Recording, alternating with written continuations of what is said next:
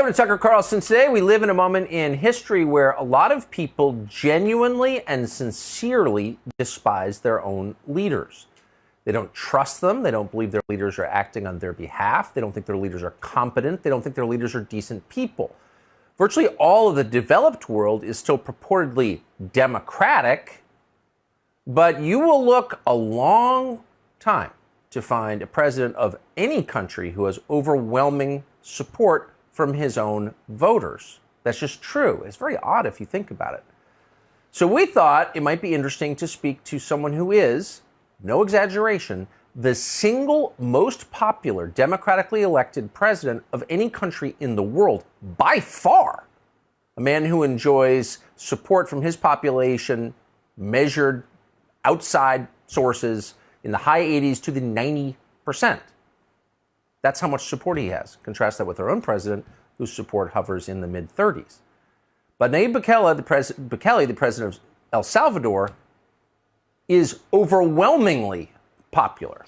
Why is that exactly? Well, he's agreed to spend the next hour telling us, and we are honored to have him join us in studio. President Bukele, thank you very much for coming. Thank you, Tucker, for having me.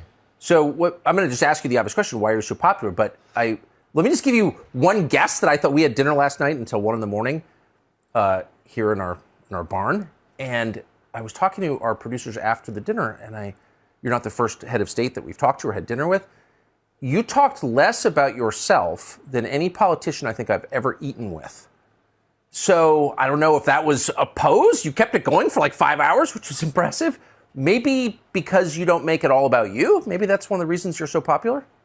I don't know. Probably if we have talked about me for 5 hours, it would be very boring, or we have cut short the dinner probably. Well, politicians talk about themselves endlessly. Yeah, that's why. They're never bored by it. Yeah, they never bore themselves, but they probably bore everybody else. So, you know. It's interesting. We really kept it going because we talked some, not only me, but we talked about very interesting issues regarding the world. But you seemed interested in them. You weren't. Of course, because, you know, civilization is in a very important moment in history. Yes. Human civilization, of course, and you know, it's very interesting to talk about it and to think about it. And every country and every society in the world is part of this human civilization, and you know, the path that every micro society takes into that civilization, it has to do a lot with our understanding of it. So I think it's important to talk about it and discuss it and to understand it a little, more so than talking about, you know, politics or... Yeah, you didn't even, for a political leader, you didn't even mention politics, which I thought was very, very interesting and said something very good about you. But I'm going to assume that you're so popular because you've improved your country. Yes. That's why leaders are popular. I mean, that's the main thing a politician should do. Yes. It's work, right? Yeah, of course. And I've been to El Salvador 3 times in my life, twice while you were president, and I've seen that you have improved it. And we did a whole documentary on how you reduced the crime rate in El Salvador from the highest murder rate in the world, pretty much, to one of the lowest. But I wonder, just big picture for a second, how do you, as the head of state, measure the health of a country? Well, I would think there's indicators that will measure the health of a country. The World Bank and IMF and the UN and international organizations will measure the health of a country based on, you know, GDP or economic output, or they will use this types of measurements that are, you know, they're totally fake because they don't really measure if a country is doing good or is doing bad. Yes. They're fake. Yeah, they're fake. Yeah. How is GDP fake? Oh well, if we're two guys here, and I say, "Hey, Tucker, I'll pay you $1,000 if you drink this glass of water," right? And you say, "Okay, sure," and you drink it. I pay you $1,000, and then you say, "Hey, I'll pay you $1,000 if you drink my glass of water." So I drink your glass of water, and you pay me $1,000. So basically, nobody's any richer. I just got the same $1,000 I gave you in the first place, so we just drank 2 glasses of water. But according to GDP, you just increased GDP by $2,000 and you created 2 jobs. Right? So So you just, and really, if you report that to the IRS, you just created two jobs, two $1,000 jobs of drinking water people, and we increased economic output by $2,000 by creating a service that's drinking your water service in twice. So, and that established with a value of $1,000 because the market value is $1,000. So I paid $1,000 for it, and you pay me $1,000 for it. So, of course, this is it's an exaggeration, although it would be measured like that if you report it to the IRS. But it just portrays how these indicators don't really measure the health of a society, and common sense issues that you would think it would measure the health of a society, they don't measure them anymore, or they do measure them, but they don't. It's not in the top column. It's just just like an extra factor. But it doesn't really make any sense, because what really people want is to be good, to be with their family, to be safe, and those things aren't measured anymore. So you would think that that those indicators would be of great value, and they have some value, but they're mostly fake, and they don't really represent the health of a society. So I think that's very wise, and also there's quite a bit of pressure on heads of state to play along with fake measurements. Correct? Yes, There's lots of international. we bodies. have to play along with them, too. Of course, everybody does. But as someone who runs a country, how do you personally measure the health of your own country? Well, we have the current measurements that I just said they just told you they are fake, but we still measure them. We have to, and because international organizations will base their predictions about the country with those measurements. But you have other measurements which I think are more important, like, for example, safety, or crime rate, or homeless rate, or jobs, or inflation, or what about the important values of society? How are they doing? Yes. For example, right now, the whole world economic system is trying to destroy some of the values that are more important to human beings. And not only to human beings morally, but financially. For example, savings. Savings will be a very important economic measurement, right? I mean, it's very important, supposedly it's very important for people to save money, right? If you earn $10,000, you should spend $8,000 and save $2,000. Yes. Instead of the opposite, right? Spend $12,000 and $2,000. But right now, the concept of savings has been destroyed, because it doesn't make any sense to save money anymore. Because if you save money, let's say if you're in the 80s and you saved $50,000, which you could buy a house with at that time, and right now with $50,000 you can maybe change the floor. Yeah. So if you saved $50,000, then you have been robbed of 90% of your money now, because you could probably buy a house in the 80s that was maybe worth $600,000, $700,000 right now. So you were robbed of your money, and by the system, with devaluation, with inflation, yes, with printing more money, with no, they say the Federal Reserve is nothing federal and has no reserves, right? So they do print more money, and they rob you from your wealth and from your savings, and that's immoral. But it's not only immoral, but it also destroys some basic economic principles, like, for example, saving or your pension. I would guess you're very fluent in the American dream. Yes. You work hard. You can buy a home, send your kids to college, and have a good retirement. But now, if you save for retirement and you saved all your life, maybe for 40 years working, now you come into age and say, well, now my savings are not enough to sustain me, and that's because you were robbed. So, and you were legally robbed. So then those types of measurements, which are not only not measured anymore, but are also being destroyed, the fundamentals of them. So it's hard to to try to fix a society where the system itself is trying to destroy the basic fundamentals that make a society successful. And you would guess what's the purpose on it. I really don't know, but I don't have any proof of their intent, but it's very clear, and there's proof of what they are doing. So, obviously, you're opposed to crime. Yes. You've been very tough on it. You lowered the crime rates in El Salvador. So no one's excusing crime. On the other hand, if I walk into a liquor store or a bodega and hold it up with a gun and steal $3,000, I go to jail, and I should. Yeah. But if I devalue the U.S. currency and make old people penniless at scale, I don't go to jail. No, you don't. It's like, imagine if you go, let's portray a movie example, like a bank robbery, right? These guys go into a bank, they go in with guns, they steal all the money in the bank, the whole vault. I mean, they open the vault, they get all the money within the vault, they take it, they don't leave a penny in the bank. So you will say, oh, this bank robbers, they robbed the bank, right?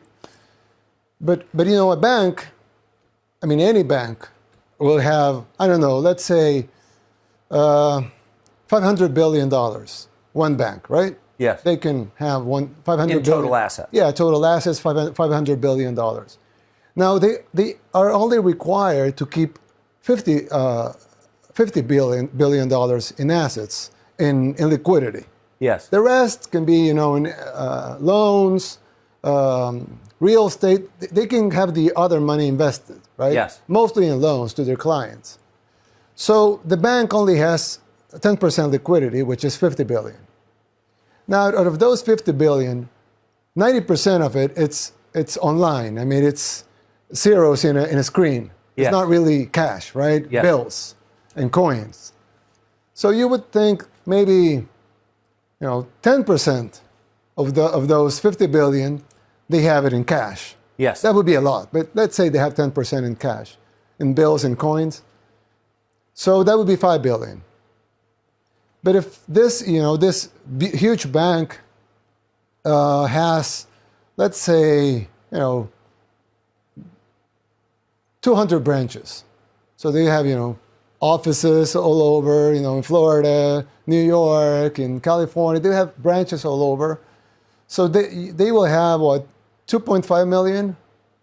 That would be, like 500 billion, 50 billion in assets, 5 billion in cash, and then divided by 200, that would be 5 times 5, that would be like 25 million per bolt. Yeah. But that would be 10% of 10%, that would be 1%, and then this will be like 0.1% of 1%. That would be the equivalent of the bank robbers, what the bank robbers took. So they would take 0.1% of 1%. Let aside that they would have insurance and they would get all the money back. They just robbed the bank out of 0.5% of 1% of their net worth, of their assets. They will go, rightfully, to jail for 20 or 30 years.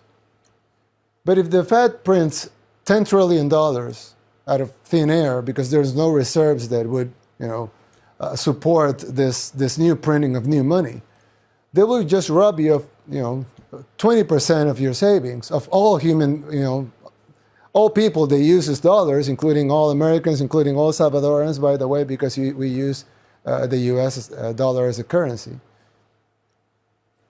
They will not pay a penny or a fine or anything because it's a legal theft. But it's a crime anyway. Well, it's a moral crime. It's a moral crime. It's not a legal crime, and that's why I think there's civilization changes coming, just because people that's been happening for quite a while now, yes. Probably since the 70s. But right now, people are starting to waking up and seeing these things and saying, "Oh, hold on, I maybe don't want to be on board these things," and of course they don't want to, I think it's probably a new economic system is on the works, and it's going to be messy because you will have the Western powers with one economic system. You will have probably the BRICS with another economic system. And the BRICS are growing, and they'll probably be more than half of the GDP soon. Not only because the countries are growing itself, but they are inviting Saudi Arabia, Egypt, Nigeria, Argentina. So if you add up all those up, it will be above 50% of GDP. So they'd be the greatest economic power. And they will try to do an alternate economic system. I don't think people that don't want the Fed to devaluate are going to go to the other system, because it's not, it's not attractive for them to change from the Fed to Russia. It's not, right, or to the OPEC plus. It doesn't make sense for them. But you will see more and more people in the West, or what we call the West, trying to go into alternative systems that are more independent, that are unconfiscable, that are uncensored, and that are totally decentralized. So if you go into there, you would think, in principle, of course, we have to see, but in principle, you would think that you'd be safe of having your wealth taken away by a political decision. So our Fed policy affects the entire world, every country in the world. Definitely. But it affects El Salvador directly and immediately in the same way it affects us, because you trade in the US dollar. Yes, a little worse, because we do get all the devaluation and we get all the inflation, but we get none of the spending. So, you can't print it. We can't print it. Yeah, you can print the US dollars. Fair, good point. Yeah. So you have a PhD in the downside of Fed policy, I think. Well, not I understand. Yeah. Oh, but I mean, you the concept. Yeah, you have to run a country that's subject to it. Yeah. And so you've chosen a new path very famously. Tell us what you've done and why. Well, we haven't changed the fundamentals of our economy just because you don't change the fundamentals of an economy from one day to another, because that would be very messy. Yes. Even if you do things right, it will be messy, and you don't want mess, right? Yeah. You want things to grow. You want the economy to grow. You want people to be happy. You don't want people to, the economy to do well. You want your country to do well. So we're doing small steps to change some things and to give people different options. We're not changing everything right away, but we're giving people different options. So we made Bitcoin legal tender. We're the only country in the world where Bitcoin is legal tender. I mean, Bitcoin is used all over the world, even in countries where it is banned, just because you can't ban it. I mean, it's uncensorable. You can't, even if you want to censor it, you can't. Yes. But the only country in the world where Bitcoin is legal tender is El Salvador. That gives us an advantage in the new economic system that's in the works, and we have had some benefits from it. We have increased tourism by 95%, and that's in part because of Bitcoin. There's a lot of Bitcoiners that want to go to the only country where Bitcoin is legal tender. We have Bitcoin conferences, etc. So we're getting a lot of tourism for it. We're getting a lot of private investment also, because there are some people escaping, the censorship, or they're trying to escape the laws, trying to ban this new technology. So they go into countries that are more open to these technologies, and of course they would go to a country that is not only open, but has actually embraced the currency as its own. So we get a lot of investment, we'll get a lot of tourism, and the other thing we get is that we get some rebranding. Because El Salvador, if a lot of people don't know anything about El Salvador, but if some people know something about El Salvador, it would be bad things like MS-13, yes, right, or the Civil War in the 80s. Of course. But if you're, if you're a Bitcoiner, or if you're into technology, or into new economic systems, or into unconfiscable wealth, then you will listen and you will learn about El Salvador in a different light. We have a project of building a new city. We're mining Bitcoin with the power of volcanoes. So these types of things are not only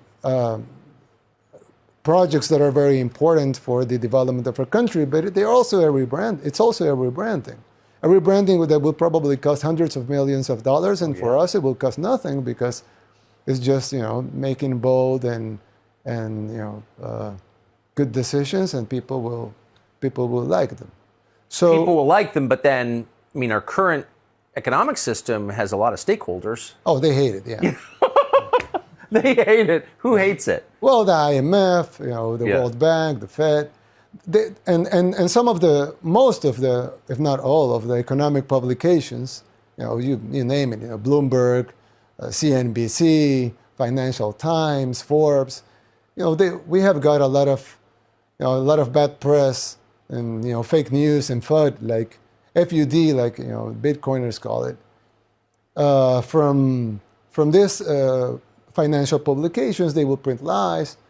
But there's something special about lies is that they don't last they don't last long. So when people realize that these things don't make any sense, or they see from themselves the difference, like you, for example, you have gone 3 times to El Salvador in different times, and so they see things into a different light, and they see reality. So reality always imposes itself over lies, just because it's real. So it's easier to uphold it, or it's easier to show it or to demonstrate it's true. So we're taking some heat, but if you look a little back, they didn't care about us before. So right now, yes, we do have bad publications in Forbes and Financial Times, but they weren't writing about El Salvador before. It's not like we lose anything. So, and there's other publications writing interesting stories about El Salvador. Some guy this is a joke, of course, it's not, but he just said El Salvador has the most documentaries per capita. Because there's a lot of people doing documentaries about Bitcoin adoption, about surf, because we have a lot of great surfing in El Salvador. So they have a lot of security measures we're implementing against MS-13. So we're getting a lot of good press, and we're getting bad press too. But the guys printing the bad press didn't write anything about El Salvador before, so it's not that we're losing their audiences, and also their audiences are diminishing. Right. Because they're not even it's not even close. They're not as important as they used to be. They're actually almost irrelevant, but they have their legacy names. But who buys a Time magazine anymore? I don't know anybody. But before it was a very important thing in a kiosk to buy a Newsweek or a Time magazine. But now who buys a magazine anymore? Who subscribes to a magazine online? Nobody. it's just really names, legacy names, and their Twitter accounts. So it's not really, they're not really mainstream media anymore. They're just accounts in social media with a legacy name of being mainstream media. And you don't seem to care what they say. Well, yeah.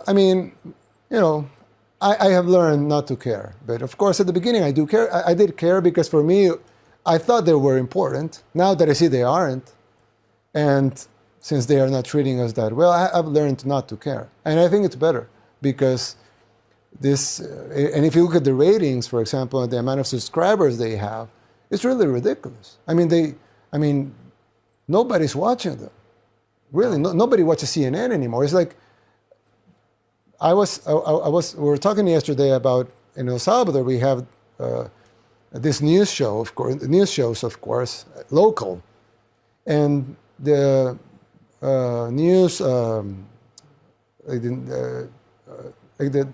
the news show it's like nightly news. Yeah, the nightly news, the main nightly news, local nightly news. Channel 4. Yeah, Channel 4. They have like 1 million viewers every night. Out of 7 million people that live in El Salvador, we have 1 million viewers, which is not much. 14% of the population is watching. And then CNN, in prime time, we have like 500,000 viewers. So Channel 4 back in El Salvador has twice the ratings of CNN in the whole United States with 300 million people. So, Who cares? It doesn't make any sense for them to be airing their shows anymore. I mean, it's why do you think they do? Well, because they're still sponsors that think that people are watching. It's like, I don't know, probably senior citizen products that they think that the people in charge of their marketing, they think that people still watch CNN because they watched CNN before, and probably they're not even watching CNN anymore. So, I mean, they're just airing this thing, and they will come up to senses and say, okay, let's stop airing this. It happens with some magazines and some publications. They just stop printing and they go online. It's their way of saying, okay, we know nobody's buying the magazine anymore. So it will happen. So CNN will become a Twitter account. Yeah, of course. Yeah, it will probably become a online broadcasting before, but we know it failed with CNN Plus, so it will it'll become a Twitter account. Yeah. So one thing we were talking about yesterday that I didn't fully understand. You have said, as someone who lives outside the United States and been to a lot of places, that the tone and worldview, the perspective of American media, is basically the same as the perspective of the Salvadoran media, as the Dutch media. It's like all media seem to have the same worldview. Yes, because it's a franchise. It's like McDonald's or Burger King or Pizza Hut. So you have headquarters and then you have franchises. So the media, most of the media, of course not you, but most of the media, they will work like franchises. So if they print something in the New York Times, let's say,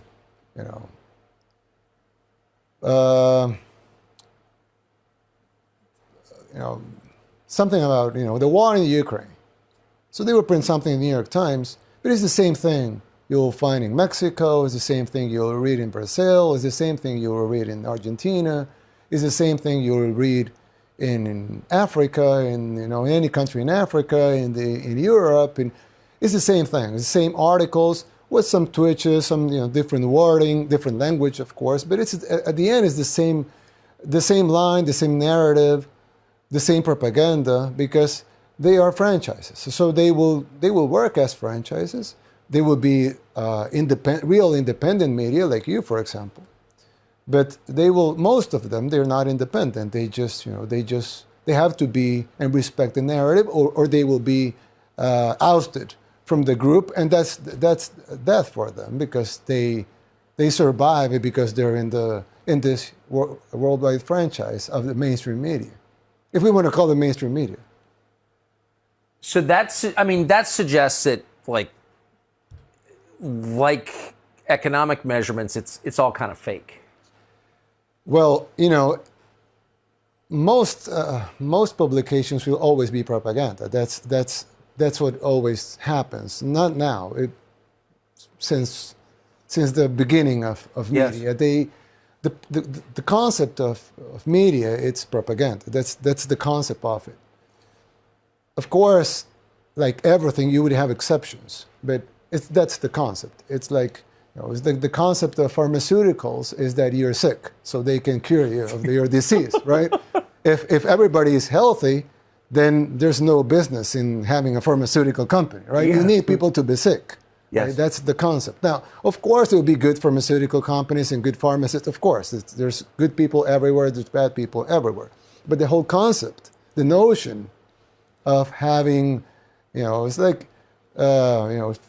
if you sell weapons, you need wars, right? Why would you sell tanks and missiles if you don't have wars where you can use tanks, right? You Right. cannot use tanks to go and hunt deer, right?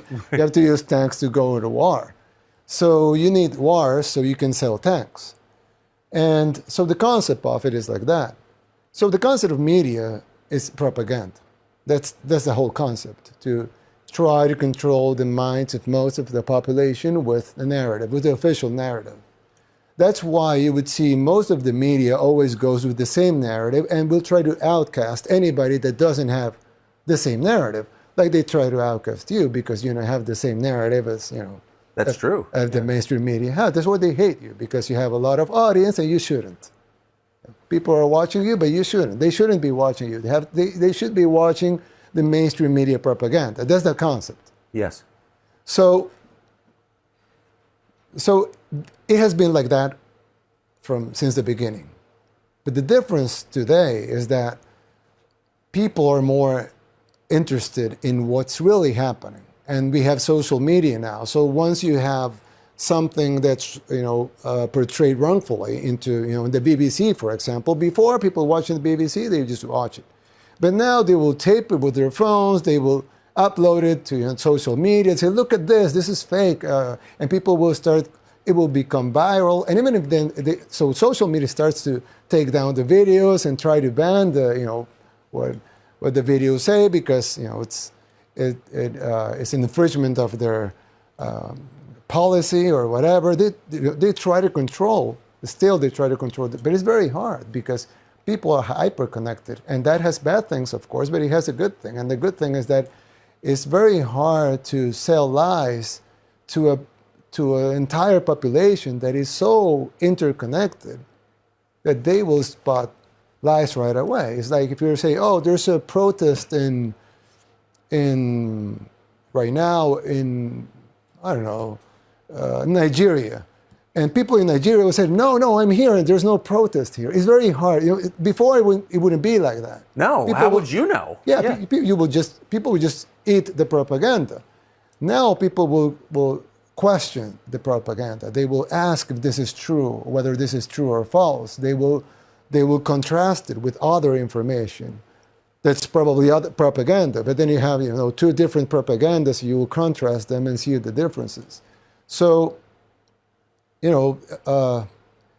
that's part of the demise of mainstream media, is that not only technology has been giving people with millions of other options, but also people are saying, why would I pay for a content that is not worthy of my buck?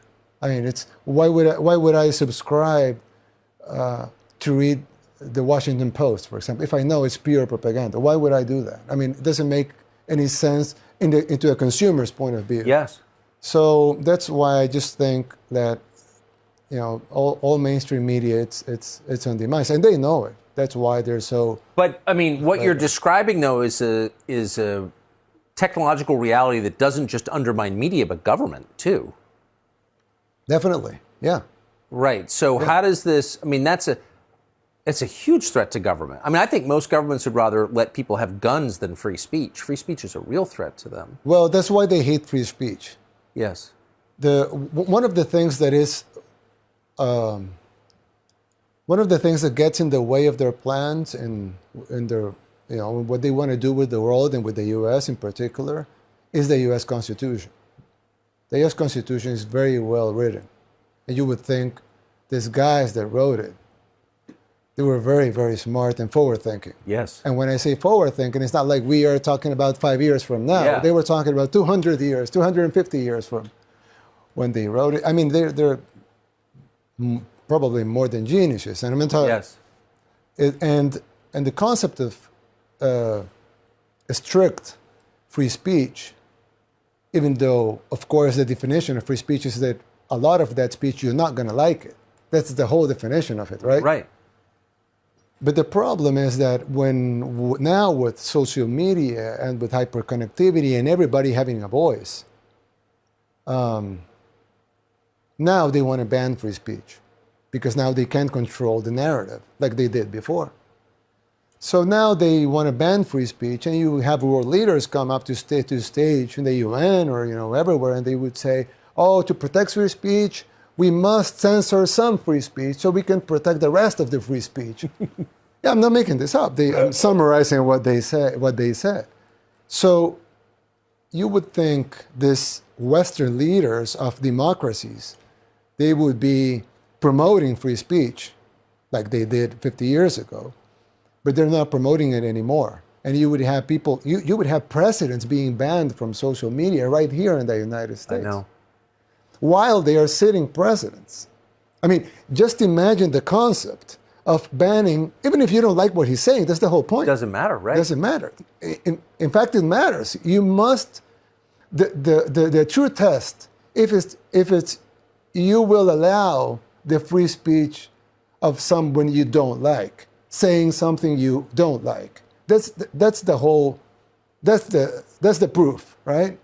So, but just thinking of the concept of banning the free speech of a president, of a sitting president of the most powerful country in the world, shows you that the real powers now are way above the U.S. government power. Yes. So the guy, he's not in charge anymore, but the guy that was in charge of the U.S. government wasn't able to speak because he was banned from all platforms and social media platforms, of course. And that happens while he was a sitting president. So that will tell you about how scared they are about free speech. They hate it.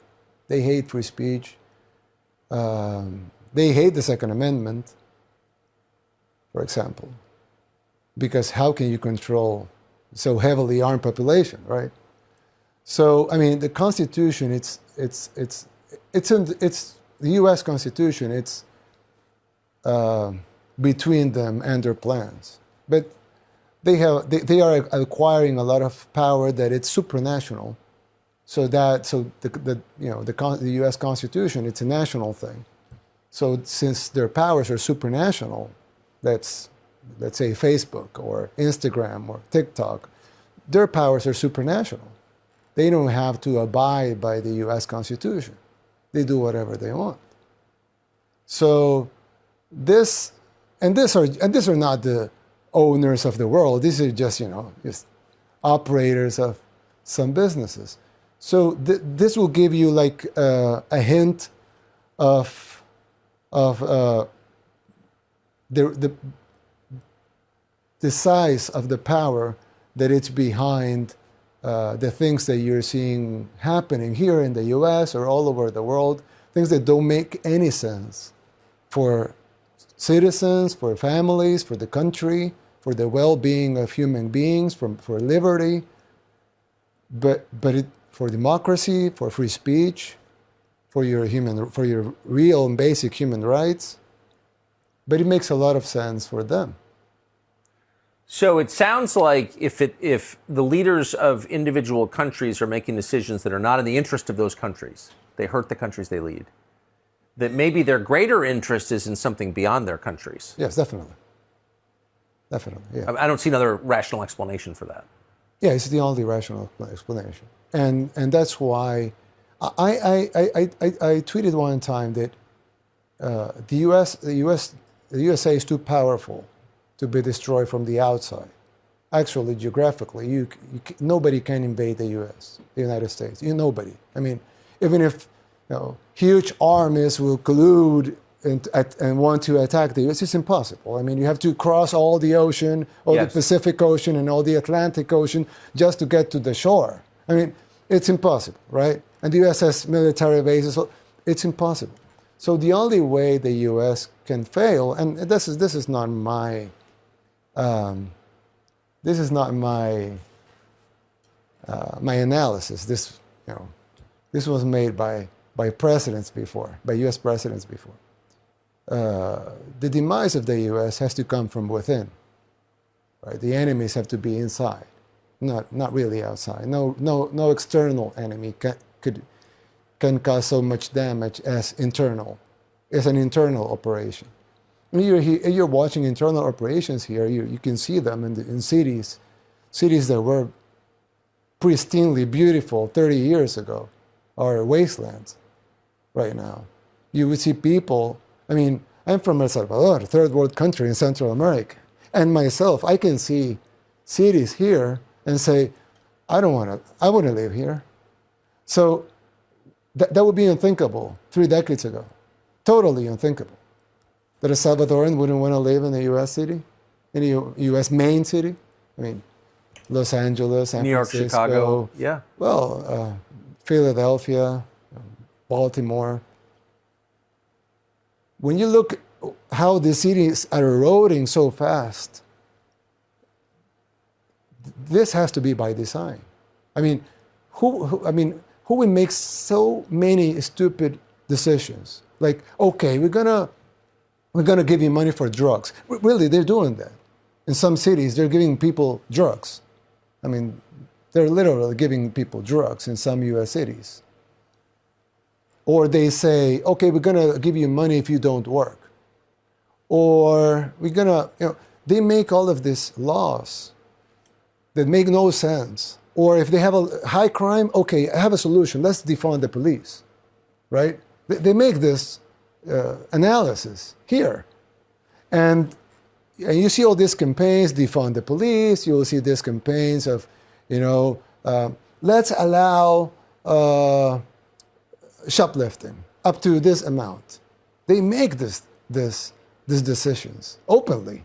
I mean, it's not even a secret. They make it. They make them openly. And we all know what would be the consequence of it. It's like, I always use this example. I know the U.S. Grows a lot of corn, but in El Salvador we do grow some corn and we also grow beans. So I always make the example that you can either plant corn or you can plant beans. It's fine, but you cannot plant corn and expect beans to show up, or you cannot plant beans and expect corn to show up. So if you plant a defunding of the police, allow for shoplifting, give drugs to drug addicts, give money for people to stop work, what would be the consequence of it? You will destroy the society, you will destroy the city, you will destroy the economy. And it's not only a logical thing to think, it's already happening. And when they see more problems, they say, oh, so we need more of the same solutions that caused these problems in the first place. And they enact more of them. So they have more problems. And they enact more of the same solutions that cause those problems. They have more problems. So you would think these people, they can be so dumb. Of course they're not. They're smart. They're very smart people. So why are they doing these things? Because it's by design. It has to be by design. There's no other logical explanation. Certainly defund the police and giving drugs to drug addicts. I mean, you're trying to destroy things. Yeah. But there's no other explanation. But why? Because, I don't know why.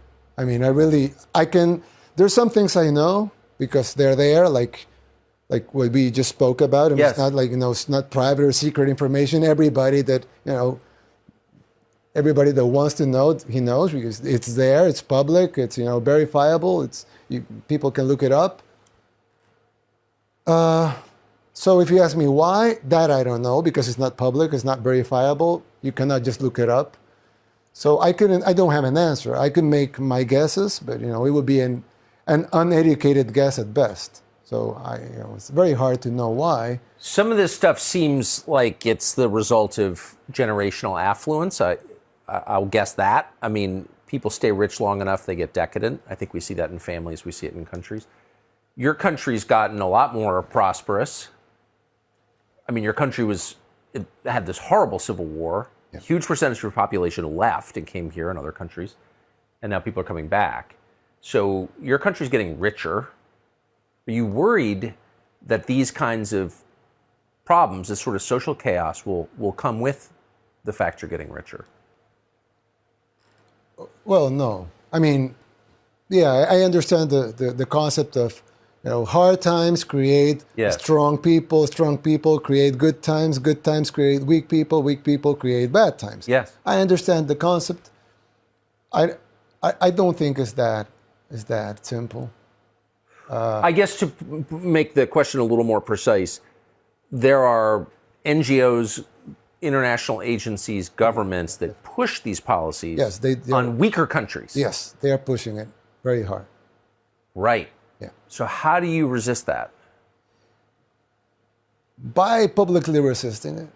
I mean, publicly resist. Yes, I mean they will try to push their agendas in our country as well, like every other country. And since we are a small, poor, relatively poor country, of course they can, their money is worth more, so they can, they can hire people, they can.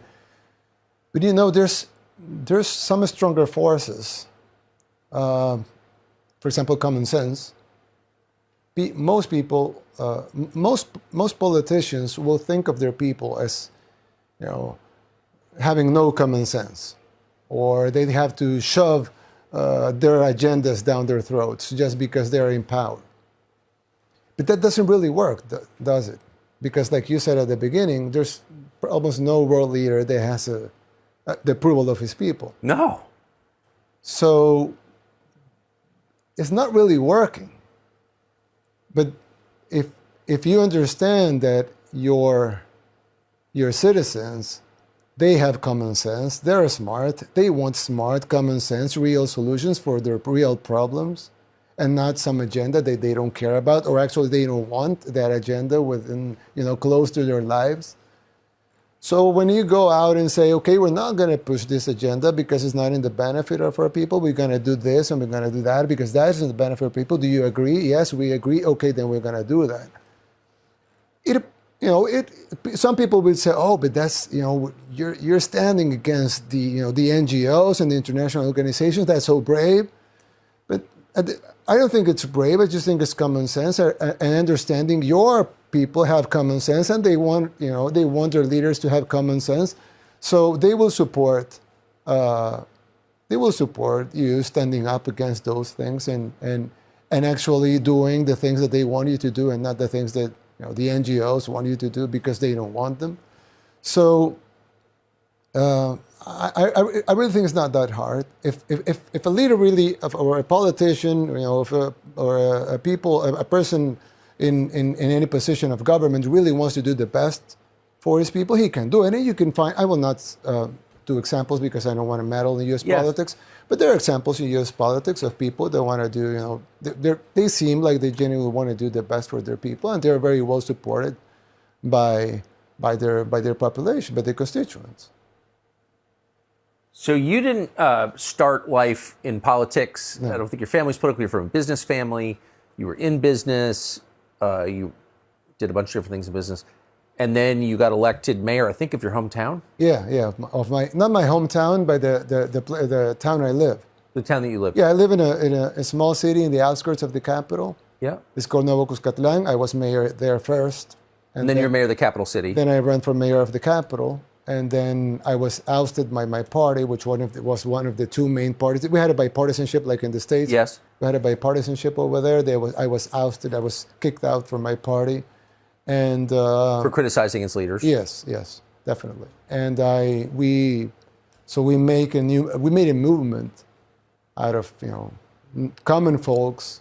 We got the signatures. We made a new party. We won the presidency in 2019 with 53% of the vote, which was considered, for us, it was a wow, because we just destroyed bipartisanship in the two-party system in El Salvador with a 53% of the vote. But now when you look back, actually 53% was only half the people. So yeah, we had enough support at the time. We thought it was a lot, but now we see it was only half.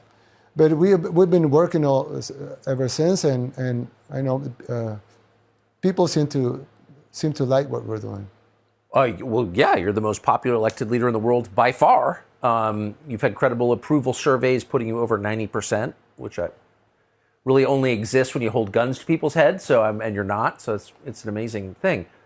What's surprised you about politics now that you're running a country? What were you shocked to learn? The scale of corruption. Yeah. I would when I was a kid, I would watch politics in my country, of course, in other countries, in the U.S., in the world, and I always thought that Latin America, everybody knows Latin American countries are filled with corruption. It's like very corrupt. Yes. Political system. It has and not only Latin America. We saw the president of Afghanistan fleeing his country with a plane with like $100 million in cash or something like that. He had trouble getting off the tarmac. Yeah, because he was carrying gold. He was carrying gold and diamonds. Yeah. So this politics in the third world, they're very corrupt. Everybody knows that. Latin America, Africa, some Asian countries, they're very, very corrupt. But I thought that, the first world, or, the developed world, they didn't have corruption within their political system just because you have checks and balances. Yes. You will have, investigative agencies that will go after. I mean, if a president flies in his plane with $100 million in cash, you won't see that in the States. No U.S. president has ever flown in a plane with $100 million in cash. I would bet. I mean, I don't know, but I would bet no U.S. president has. I would bet that too. Yeah. So because so I thought, I said, once these third world countries achieve that level of purity in their, that's what I thought when I was a kid, a very innocent and naive person. I thought once our countries achieve that level of purity in their political systems, then these countries will be developed as well. But what I really found out is that the more money a country has, the more corrupt it is. Although, of course, its corruption is more sophisticated. They will not, carry money in a plane. They would do other things, book deals, speeches, art. Yes, they will. Yeah, they will sell paintings, or so it's more sophisticated, but it's higher. It's hundreds of millions of dollars in these things. Probably billions, of course, billions of dollars in these things. So you would see that weapon deals, pharmaceutical deals. I mean, you would think this billion, not $1 billion, but this $1 billion contracts, right, for weapons, for pharmaceuticals, for mainstream media, for you name it, right? For everything, for nation building, for a lot of things, even mercenaries. I mean, this huge industries. They have two sides. There's the people in the private sector, and there's people in the in government. So the people in government must be getting their cut, and their cut should be huge. And we just mentioned a couple, is what we can see, but of course there's the other that we can't see. And so once you learn that actually corruption is everywhere, it's not only in the third world countries, or not only in puppet presidents, but actually also in the puppeteers, and more so in the puppeteers. Of course, the puppet will get a smaller cut. That's why he takes the bags with the money, because it's his cut, right? Yeah. So he gets the smaller cut, then the other guy gets a bigger cut, and the bigger guy gets a bigger cut, then the biggest guy gets the biggest cut, right? So once you understand that most of the political system is corrupt, then you understand how you should behave in front of that corrupt system, knowing that, of course, you're not corrupt and you want to fight it, but you don't have the strength to fight it. But at least you can keep your people safe from it, and you can do the best you can from your work and try to stay safe.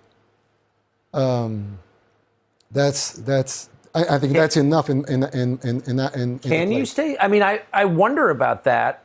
I agree with everything you just said, and I grew up thinking that problems like corruption or political assassination, these were all features of Mexico. Yeah. Right. I don't think that anymore. But the fact remains, you are out of step, not on the small things, on the big things, like monetary policy, what our economy should look like, and what democracy is. You're out of step with, some of the biggest players in the West. So does that make you concerned at all? Yes, it does. But, I think part of it is staying safe. I mean, we never know. God knows, what will happen. But part of it staying safe, it's come out in public and say the things. Yes. It's harder. They have done it before with a lot more important people, so they can do it, of course. But they have many enemies, not one. They have a lot of people calling these things out. You know, they have been censoring all of these people because it's easier to censor than just go and eliminate every, person saying bad things about them. It's too hard. They cannot, So a part of staying safe, I think, is going public, being transparent, and being, say the things that you know and you want to say, and that you think that they must be said. And I mean, they haven't done anything to you, and that's because you're saying the things you want to say, and it would be too expensive for them. It's cheaper for them to smear you, to say bad things about you, to have people think that you're a bad person, which you're not. But it's easier for them to do those things. Go and straight and eliminate you. That would be, too messy, and it would probably be against their own plans. So I really think one way to stay safe is being true to yourself and saying the things out loud, so people can, listen to them, make their own decisions about it, and know what you stand for. So it would be a little more expensive for them to eliminate all opposition in front. You have to kill a lot of people. Exactly.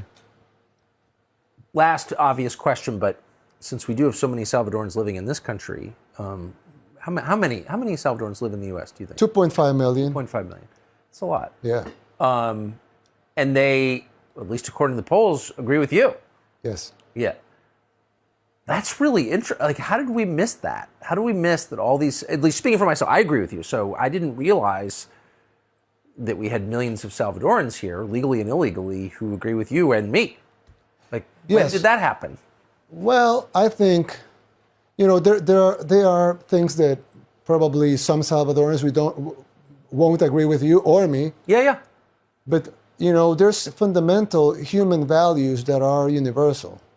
And there's a reason why they are universal. If you're a believer, you would say God. I would say God myself. If you're not a believer, you would say nature, the universe, the order of things. So there are things that are universal. And these concepts that are logical, universal, they have been like that for all of civilization. There's a huge, the system or the ones in power, they want to change that. They want to change these universal concepts that are very strong within everybody. So even though, a Catholic might think different than an evangelical Christian, for example, they will have some of the same principles within themselves. You pay your debts, you take care of your neighbor, you care for your family, you protect your family, you raise your kids. There's some fundamental values that are very important. You protect your wealth, your saving is good. We can go on for hours. Yeah. There's very fundamental values, like stealing is bad, killing is bad, raping a child is bad. But there's even movements about that. So with those fundamental values that are so dear to most of the people in the world being under attack by the elites, a lot of people are saying, hey, this guy, he's in a very good position, but he's not a member of the elites. Actually, the elites hate him, your case, right? And he's saying the truth. He's saying the things I believe are true. So I agree with him. So sometimes you would find support or people that agree with you in places you don't expect it, just because we're all human beings and we all have the same values. Amen. Mr. President, thank you for spending all this time with us. Thank you, Tucker. And what a way to end. I appreciate it. Thank you.